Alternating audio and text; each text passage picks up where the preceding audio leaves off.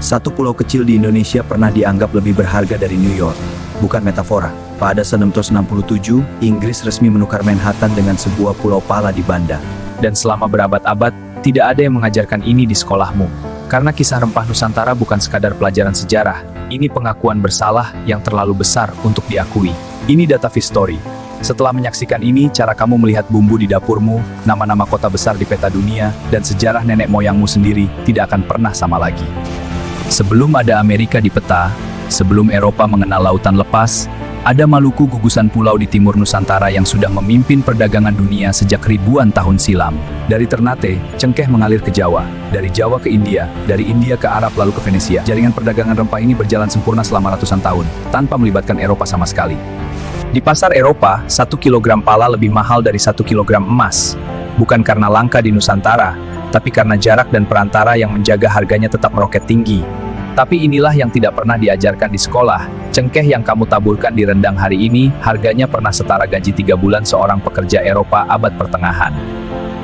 Ini bukan legenda, semua tercatat rapi dalam ribuan arsip Eropa. Rempah Nusantara adalah minyak bumi abad ke-15, dan siapa yang menguasainya, menguasai perekonomian seluruh dunia saat itu. Eropa membutuhkan rempah bukan hanya untuk memasak.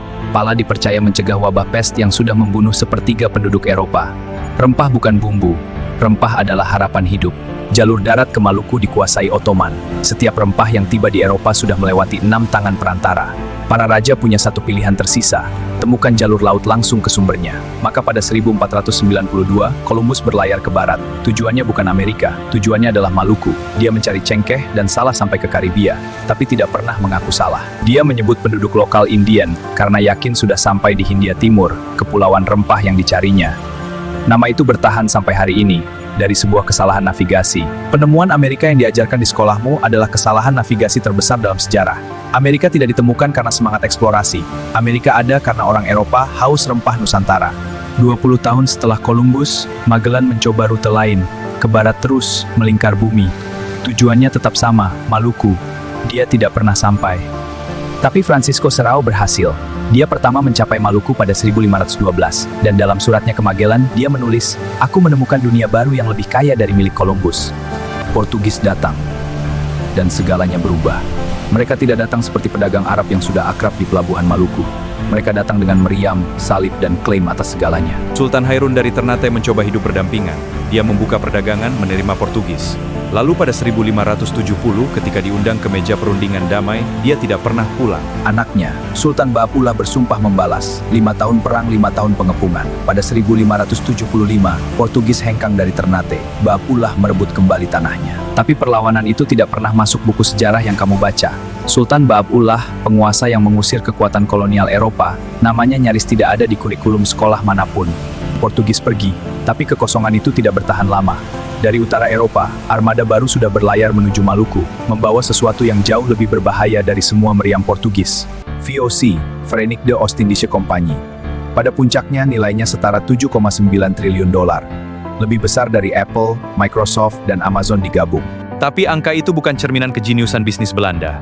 Itu cerminan berapa banyak darah yang bisa diekstrak dari pulau-pulau kecil Nusantara. Nilai itu dibangun di atas mayat. VOC membangun monopoli tanpa ruang negosiasi. Jual rempah ke pihak lain, hukuman mati. Sembunyikan satu pohon cengkeh, hukuman mati. Melawan dengan cara apapun, hukuman mati. Dan ketika orang Banda menolak, VOC mengirim Jan Pieterszoon Coen, seorang yang tidak percaya kompromi, yang percaya tanah kosong lebih mudah diisi ulang daripada tanah yang melawan. Mereka tidak semua terbunuh, sebagian diperbudak, sebagian melarikan diri ke hutan. Pulau Banda yang pernah harum pala dan ramai pedagang, tiba-tiba sunyi, tinggal pohon-pohon tanpa tuan. VOC mendatangkan budak dari tempat lain untuk memanen pala. Tanah leluhur orang Banda dikelola tangan orang asing, untuk keuntungan orang asing, di bawah todongan senjata orang asing. Coen tidak merasa bersalah. Dalam suratnya ke Amsterdam, dia menulis tindakan keras tidak bisa dihindari. Ini bukan kejahatan, tulisnya. Ini bisnis. Sementara di Eropa, pala itu dikemas rapi, diberi label cantik, dan dijual kepada ibu-ibu yang menggunakannya untuk kue Natal. Mereka tidak tahu, atau mungkin tidak ingin tahu. Dan ini adalah angka yang paling menghantam. Harga jual cengkeh di Amsterdam 600 kali harga belinya di Ternate. 600 kali. Margin 6.000%. Bayangkan membeli sesuatu seharga Rp1.000 dan menjualnya 6 juta. Setiap hari, selama puluhan tahun, dari tanah yang bukan milikmu. Itulah yang dilakukan VOC dari Nusantara ini. Tapi ada satu perlawanan kecil yang hampir tidak ada di buku manapun.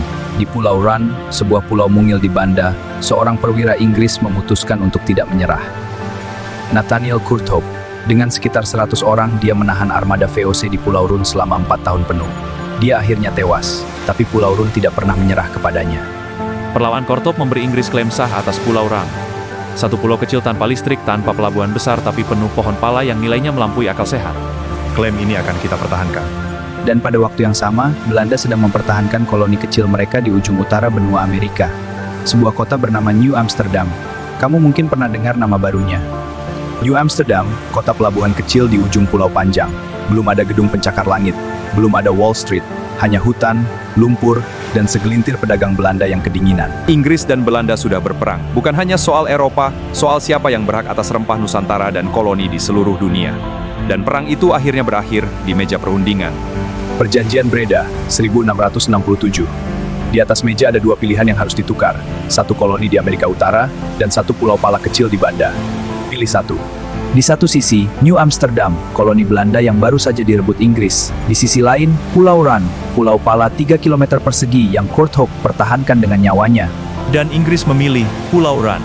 Mereka menyerahkan New Amsterdam kepada Belanda, kota yang kelak menjadi New York, pusat keuangan dunia, ditukar dengan sebuah pulau pala. Bukan karena Inggris tidak cerdas, tapi karena pada 1667, pala di Banda lebih berharga dari tanah di benua yang bahkan belum sepenuhnya dipetakan.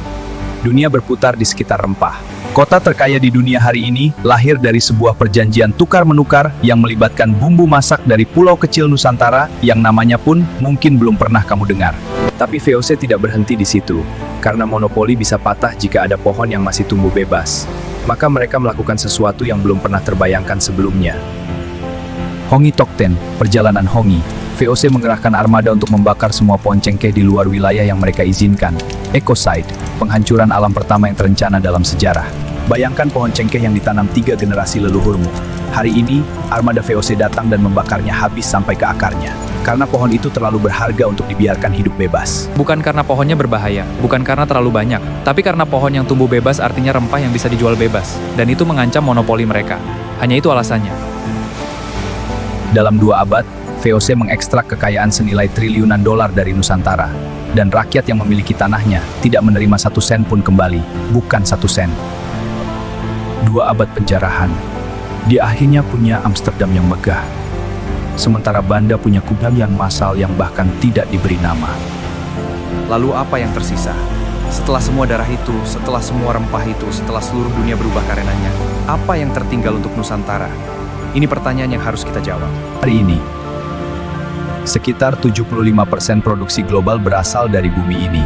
Tanah yang sama yang pernah membuat dunia rela saling membunuh. Dan mungkin kamu tidak menyadari ini. Kata salary atau gaji berasal dari pembayaran Romawi dalam bentuk garam dan rempah. Bahkan bahasa pun dibentuk oleh kekuatan rempah Nusantara. Setiap kali kamu makan rendang, gulai, atau minuman bersoda yang mengandung ekstrak rempah tropis, kamu merasakan warisan komoditas yang pernah menggerakkan peperangan antar benua. New York yang kamu kenal hari ini, gedung-gedungnya, Wall Street-nya, Times Square-nya, bermula dari sebuah transaksi yang melibatkan pala dari Banda. Satu pulau, satu bumbu, satu kota.